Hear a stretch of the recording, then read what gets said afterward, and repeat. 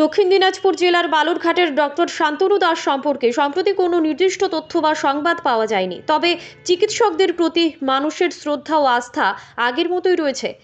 একজন শতায়ু ডাক্তার মণি ছেত্রী তার অভিজ্ঞতা থেকে বলেছেন, রোগীর কথা মন দিয়ে শুনুন, তাতেই অনেক উপশম।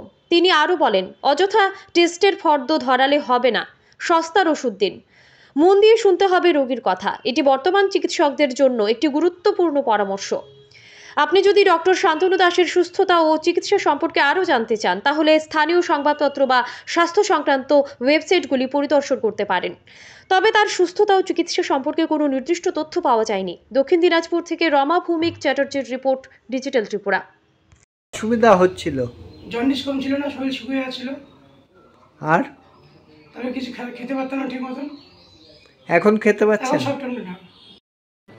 ব্যাপারটা গলব্লাডার অপারেশন না, মানে গলব্লাডার অপারেশনের পর ওর হচ্ছে যে ডাক্টটা ছিল, ডাক্টের মধ্যে একটা কার্সিনোমা ধরা পড়ে, ডাক্টাল কার্সিনোমা। গলব্লাডারের অপারেশনের পর অনেকেরই এটা হয়, বায়োপসি করে আসে। তখন ওনারা টাটা আইআইজিতে 3 মাস ভর্তি ছিল। ছেলেটার নাম হচ্ছে বিশ্বজিৎ।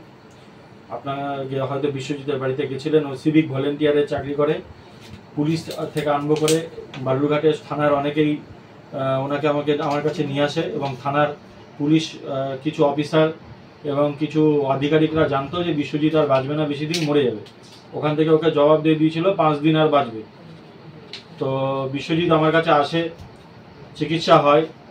তারপরে আপনারা নিশ্চয়ই জানেন যে বিশ্বজিৎ চিকিৎসার পর মোটামুটি 5 থেকে 6 মাসের 3 মাসের মধ্যে সুস্থতা শুরু হয়ও, আর 7 থেকে 8 মাসের মধ্যে পুরোপুরি সুস্থ হয়ে যায়।